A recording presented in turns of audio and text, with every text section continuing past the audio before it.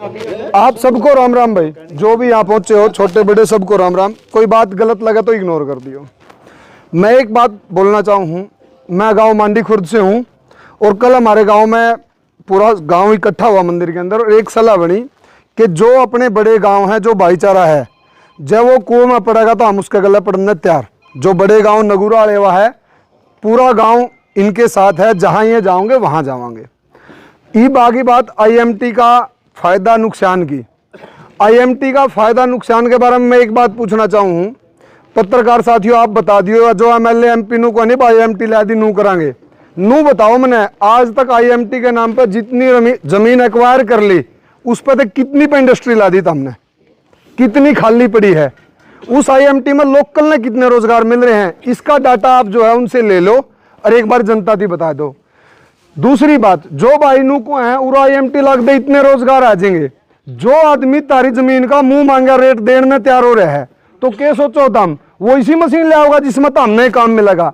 हर चीज की automatic machine आ रही है, हाथ भी लाने की जरूरत को नहीं, सारा कुछ पैक हो गया, गाड़ी तक लोड हो जाए है।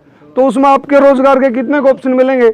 जिस आदमी के पास इतने पैसे हैं, मुंह से बोल लो आप, वो दे देंगे हम, लेकिन वो मशीन इसीलिए होगा कि जिसमें हमने काम देगा। तो काम के बारे में बताई थी भाई, गेट कीपर और ट्रैक्टर ड्राइवर ये 2 रोजगार मिल सके हैं। रही बात जो बालक, जो भाई BTech MTech हैं, क्वालिफाइड हैं, अच्छा कर सके हैं, उन्हें तो भी रोजगार हैं।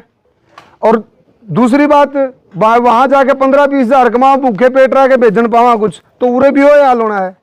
तो इसलिए सबको मैं एक बात बोलना चाहूँ कि भाई, एक तो छोटी बड़ी जमीन वाले सारे सोच लो कि भाई जिस पर जमीन नहीं है नहीं, वो भी इस एरिया में जमा खुश है, अपना रोजगार उसने मिल रहा है, काम मिल रहा है, गुजारा हो रहा है परिवार का। और सरकार बार बार किसको टारगेट कर रही है, जहां पर उपजाऊ जमीन है, वो लोग आत्मनिर्भर लोग हैं, उनने सरकार की ज्यादा जरूरत को नहीं।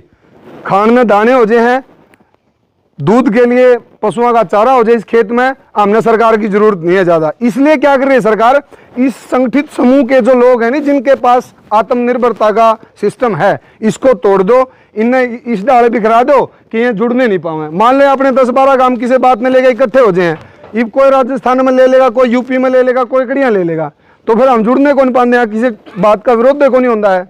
दूसरी बात, कुछ लोग कहो है कि मैं तो 4 किले ले लूंगा एक जगह। भाई हरियाणा में तो 4 किले हैं को नहीं, अगर उरे 5 करोड़ मिलेंगे तो हरियाणा का स्टैंडर्ड रेट 2.5 करोड़ होगा, 3 करोड़ होगा। उरे 1 करोड़ मिलेंगे तो हरियाणा का रेट 80 लाख रुपए होगा। मतलब 1 का 1.25 आ जाएगा, घना तो घना, इससे फालतू कुछ नहीं होना। और 1.25 आ गया तो उस 1.25 में जाकर रहोगे, अगुड़े ठेके पे देगा उरे खेती, उरे आओगे घर, तो कौन सा काम के निरंदे हो, तो हमने इसे ज्यादा बिखरा देंगे कि हम कभी भी संगठित होकर नहीं रह सकते। दूसरे स्टेट में जमीन लेने खातर भाजोगे तो एक विधानसभा में थोड़ी सी बार ला गया, CM ने लिखना है कि भाई विदेश ना, आउट ऑफ स्टेट का आदमी को जमीन की रजिस्ट्री को नहीं होती, तो भाई दूसरे स्टेट में जाकर कुकर ले लोगे। कहाँ है आपके पास ऑप्शन जाने के लिए, घूम फिर के मैं पीछे गाड़ियां में, मैं पीछे बैंक में घूमते रहूंगे 5-4 साल में घूम के जीरो हो जाएंगे। क्योंकि बताया था सबने विस्तार से 28% और एक चीज पर GST है कि मैं कर लियो, होटल में रुक कर खाना खाओगे जब GST, और कि मैं खरीदोगे जब GST, तुम्हारे पिए खरीदने तो कुछ पांदे नहीं होगा कि घूम फिर के मैं उल्टे सरकार द्वारा पहुंच जाएंगे। तो मैं आप सबसे हाथ जोड़ के यह अपील करूं भाई, अगर कोई भाई नाराज भी है, रोजगार के नाम पर बेचना चाहा है या और दुखी होकर बेचना चाहा है, उसको भी मनाओ।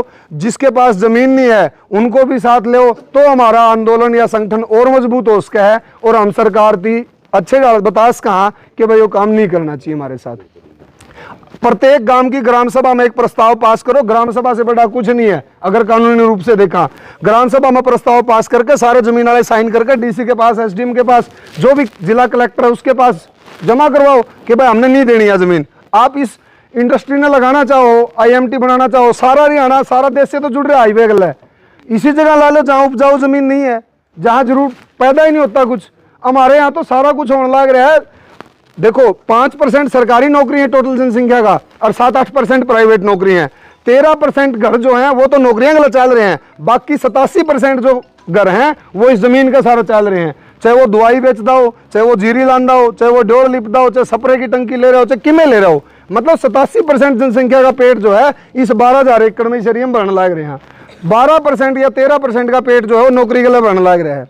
तो इसलिए मैं सबसे ये कहना चाहूँ भाई, कोई भी अगर ज़मीन बेचने के बारे में भी सोच रहा हो तो उसने दिमाग में तो कर दो, रोजगार के नाम पापा ने कुछ नहीं मिलना। और एक सर्वे में यह भी पूछ लेना कि लोकल को कितने % नौकरी मिली है भाई IMT में। लोकल को पत्रकार साथियों जरूर पूछना, आपके MLA MP से जब कोई कोई रोजगार आऊंगे नू होगा, नू बता दे कितनी जमीन एक्वायर करी, कितनी पर लागली इंडस्ट्री, कितनी खाली पड़ी है, आग जम रहे हैं, कितनी उनमें लोकल लोगों को नौकरी मिल रही है। और जो से बात कर रहे थे MLA लिया, भाई ये सेंट्रल गवर्नमेंट का प्रोजेक्ट है, किसी MLA का प्रोजेक्ट नहीं है। अगर वो जाकर जी करोड़ उसने IMT दरवा दी तो ये गलत भ्रामक कर रहे हैं, आपको बुका रहे हैं, इनके बुकाए ना लागो। सबसे ये अपील है कि मिलजुल के इस लड़ाई में लड़न खातर, जो छोटा जमींदार है उसने भी, जिसके पास जमीन नहीं है क्योंकि उसको भी रोजगार मिल रहा है 87% में, तो उनने सबने साथ लेके एक तो ग्राम सभा में प्रस्ताव पास करके DC कलेक्टर SDM को दे दो ताकि हम इसने बचा सकें।